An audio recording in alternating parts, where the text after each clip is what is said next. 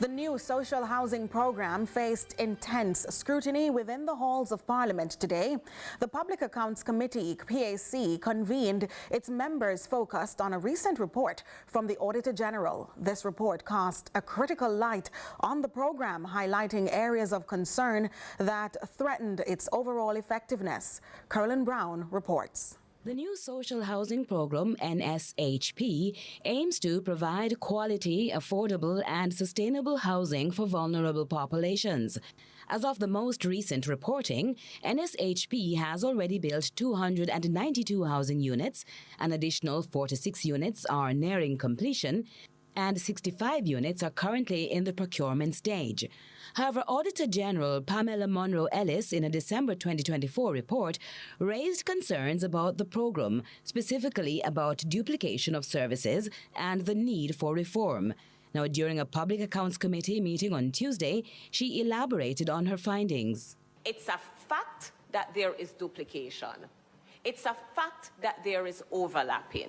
And it is a fact that there is a substantial cost for managing the delivery of the social benefit. She explained there is currently no efficient mechanism to limit the number of benefits an individual in need can receive. The system as it is really to the disadvantage of those who should benefit, because they have to be navigating several ministries providing the same information. If you have a centralized database, just as Member Siblings has said, a beneficiary should be able to know that they can get 200,000 here, 400,000 here, 300,000 here. What we expect, however, is that each system should indicate the cap.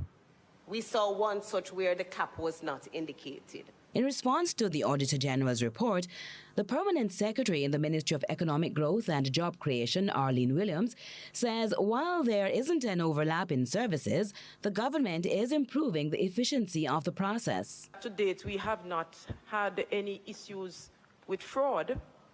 Thankfully, we're not saying that it can't absolutely happen, but we have been very diligent in how we do our duties. We know, of course, that some Jamaicans are very, very crafty. She adds the recommendations made by the Auditor General have been taken into consideration. Despite those efforts, the program continues to face obstacles. One significant challenge is the difficulty faced by potential recipients in obtaining the necessary approvals to build on their chosen land. They are what we would call squatters. In some cases, the lands are government-owned lands. In other cases, they are privately owned lands. My question would be, is there any mechanism, if they are government-owned lands, for those persons to benefit? Because the people who generally have tenure are not necessarily the ones in need.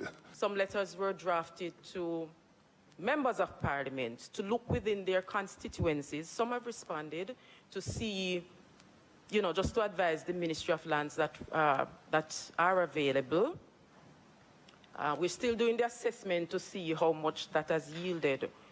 But what we do know is that there are lands that are vested in the Commissioner of Lands. Another hurdle is the reluctance of some applicants to relocate from their existing communities. It continues to be a problem because, as you know, persons are very attached to where they live. And in some of the instances, it will mean relocation of these persons from where they live. The ministry will return to the community in the week ahead.